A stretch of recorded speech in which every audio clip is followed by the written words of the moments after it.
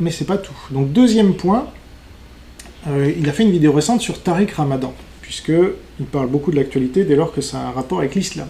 Et donc l'affaire Tariq Ramadan ne pouvait pas passer à côté.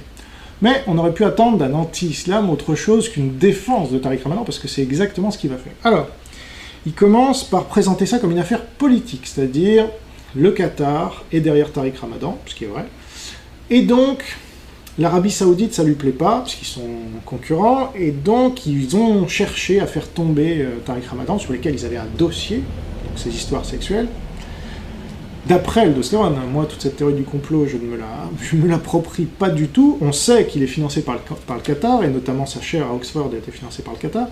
Mais donc, selon Stéron, c'est un grand complot politique dont Tariq Ramadan n'est qu'un pion. Voilà. Et finalement, ce qui lui arrive là, pourquoi ça sort maintenant, on ne saura jamais, mais vous comprenez que ça se joue à un autre niveau. Donc déjà, selon moi, ça dédouane largement Tariq Ramadan de ce qu'il a fait. Mais il va plus loin, parce que je vais vous passer deux extraits, ou plusieurs extraits. Déjà, un où il relativise le viol, déjà. Écoutez ça. C'est des femmes qui ne disent pas j'étais tranquillement en train de faire du jogging ou autre, il a débarqué, il a sorti un couteau, il m'a violé. Ce n'est pas ça.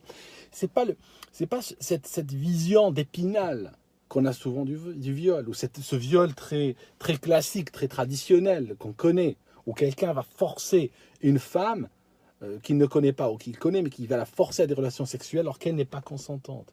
Ce n'est pas ça.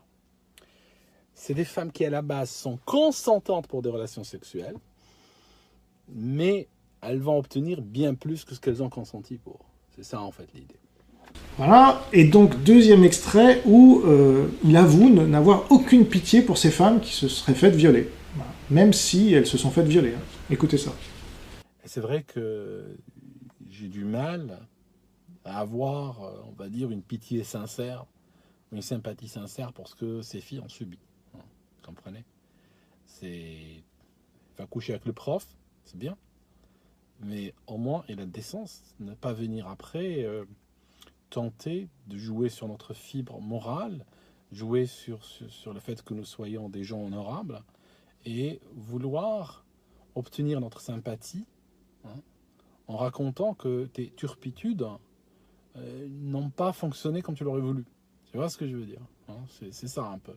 C'est un peu comme ça que je le perçois. Je suis désolé, ça a l'air un peu dur quand je le dis, mais c'est un peu ça mon sentiment par rapport.